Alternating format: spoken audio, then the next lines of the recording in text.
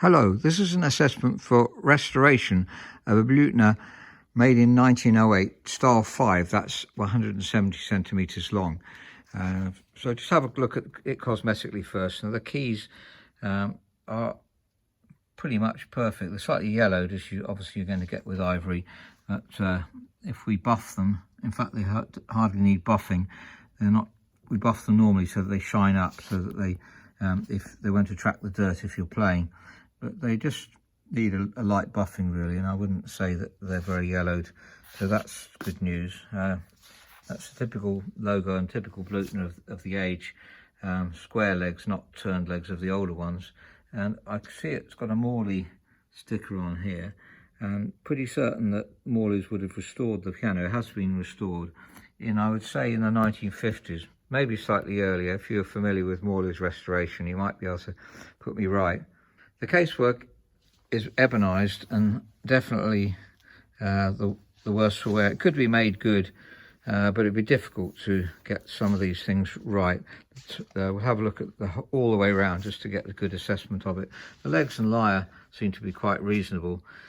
Pedals are very low, by the way. Legroom is 61.5 and pedals are only 5 centimetres. We'll look at the worksheet, the assessment sheet later on, just so I don't forget anything. There is a breakage on the music stand here. If you look there, that's broken stay at the back there, so that needs replacing. Now there's quite a lot of crazing on this bit here, so making it good will be difficult. There's damage here from removal presumably, so generally the worse for wear. It's not disastrous. We've had a lot worse than that. If we were going to resell this, I don't think we would be able to do anything except repolish it or sell it very cheaply, obviously, because of the casework being deficient. Looking around here, there's another blemish there and round the back, so it's generally sort of knocks about a bit. Black's notoriously difficult to do a video with because it's so reflective, but you can see here where it's all crazed, where it's been exposed, and then this unexposed area where it's been folded back is relatively good.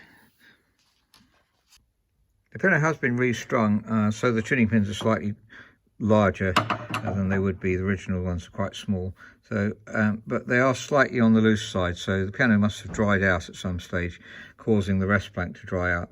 Now I have tried setting these and they do set quite well.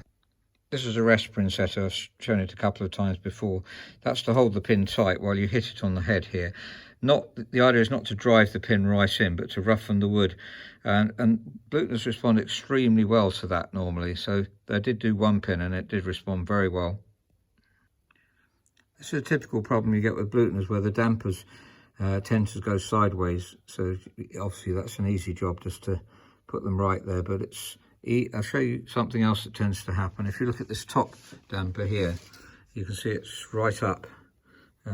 And that's because they do swivel like that. The idea is to get easy to adjust, but they tend to, if people clean them, for instance, press on the back, then the front bar goes up.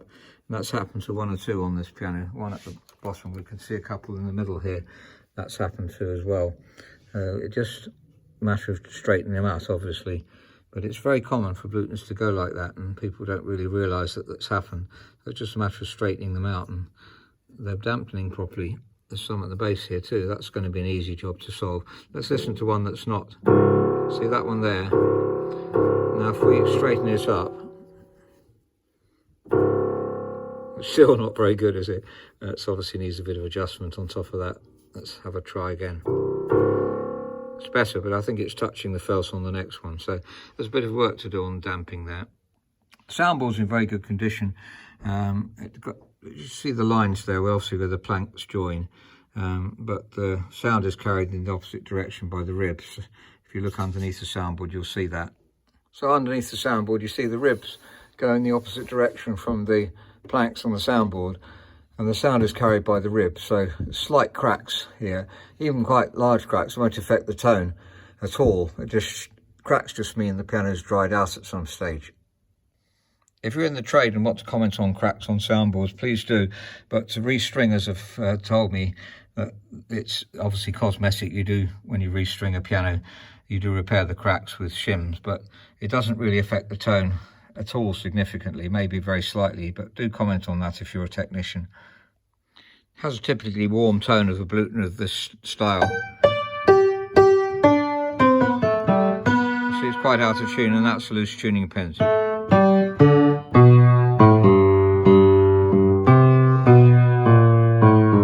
Break point and a very warm bass. Now that's staying up. I don't know if that's the hammer staying up. We'll have to be careful that the hammers are down once we get the action out. Now something I noticed on here straight away, we'd always look at the felt at the back of the keys.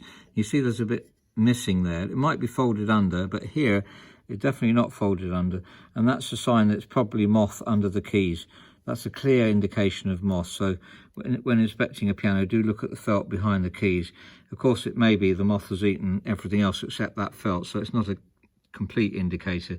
You still need to look carefully just to check moth. Moth hasn't got into, it's got slightly into the felt here, and you can actually see some of the droppings of the moth as well. Yeah, it's not completely eaten any of these, but you can see some droppings here and there, but none of these are actually eaten through. You often get that on well, there's some holes there, so you can see that moth has got into the piano. So not surprisingly, we see the moth larva droppings here, and they've eaten the felts. I did lift keys up to see how much of the felt they've eaten, although on there you can see that blue felt on the top. I think this is definitely not original. It's definitely been restored, because Bluthner don't do it like that, but it's a good regulation generally on this piano. So there's going to be felt damage. All the keys are level, so the centre probably hasn't been too damaged. They go very sort of up and down if they moth have eaten a lot of the centre rail felts, but definitely a lot of moth you can see all the way along, so they've had a good munch, really. There's plenty of droppings in the corner there, so it's not affecting the touch particularly at the moment, but it's obviously we need to treat for moth anyway. This is a Bluthner patent action, as you expect, up until about 1925 from Bluthner Grands, and it's a perfectly reliable system, very nice touch, but they're quite worn through. You can see it's just, very often we find Bluthners have been played and played and played, and they've gone very flat on the top. So if you reface these, you'll get a brighter sound. Of course, you might want a mellow sound, and we'd reface a bit less, but generally, if we're not instructed to do otherwise, we'd reface normally, and then it's obviously a lot brighter then. They tend to be less bright in the top treble Bluthners anyway. It's very difficult to get real brightness out of that. There's quite a lot of work to do. You can see that the hammers are standing up there. That might be the hinge here, or it might be the spring needs adjusting. Oh, by the way, very important actually, I noticed that these screws here are not, sorry, that screw there should be up hard against the top of the action here, so I'm just going to screw it back up. The reason for that's why it's very important, because it acts like a marker. So if you do take the top off, which you don't normally do, if you're going to work on the piano, you take all of the action out and leave the top and the top and the bottom together. But if you do need to take the top off, then you would screw these up like that. Very important. So I'm going to screw them up just in case someone doesn't remember to do that. And then that's a marker for you to know how low to get the action. Otherwise it throws it completely out of regulation. Let's have a look at this one. Now, that's already up against it, so that's not a problem. But it's really, really important that those screws shouldn't be moved. So if you take the action apart, don't move these ones underneath here at all. And nuts, really, rather than screws. I'm sorry, wrong word. So the top ones you take off, but leave these ones as they are. So here's the assessment checklist, and in summary, it's a typically beautiful Bluthner grand piano of 1908, and Robert Morley have, I think, restored it in about 1950. If you're familiar with when they restored pianos and the restoration, then please let me know if we put me right if it's wrong. So I think, well, I'd recommend full restoration, really. It's certainly turned out to be an excellent instrument. That means repolishing, of course, and putting a new rest blank in, which it hasn't had put in, and then the tuning pins will be tight. Otherwise, we set the tuning pins, which is the first thing, to make sure that they stay tight. treat for moth, obviously, repolish the whole piano. Well, we can try to make good, but obviously improve the case by trying to make good, or repolish it, which is ideal, and then refacing and voicing. Now, the hammers are very much in need of refacing. We could replace them. Obviously, that's possible. If we fully restore it, we would replace them, because you get much better results with maximum felt. And then the touch, we didn't talk about that earlier, but that's very high. It should be 50, it's 58, generally 58. So it's about, say, 15% more than it should be, roundabout, or a little bit more than that. So it should be 52 in the bass, 48 in the mid treble, 50 in the middle. The touch is quite reasonable still on the piano. So now let's have a listen to the piano.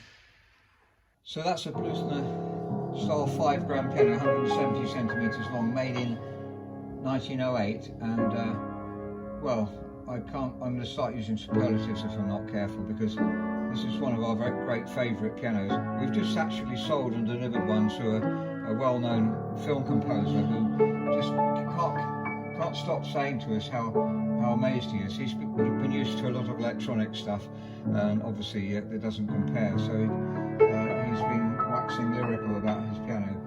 This is extremely similar sound to that one. They're very consistent, really.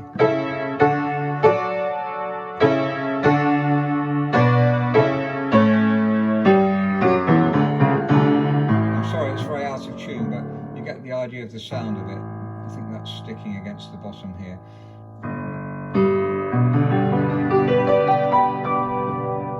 And there's one or two notes that's not working. That's the spring, I think. But the springs are very reliable on Bluthners.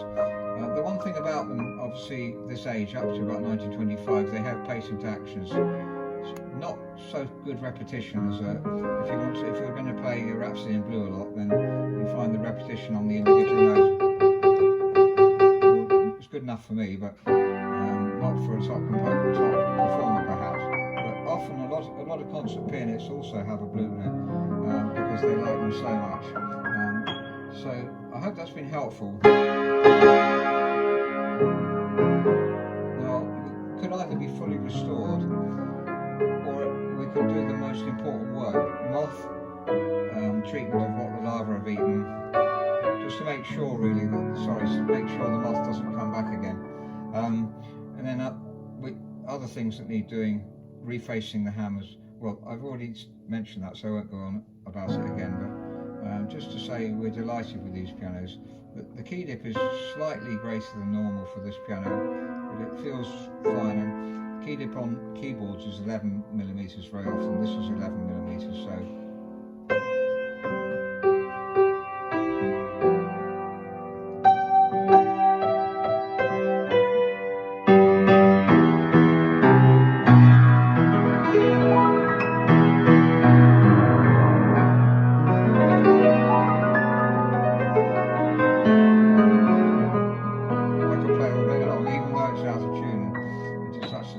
sound.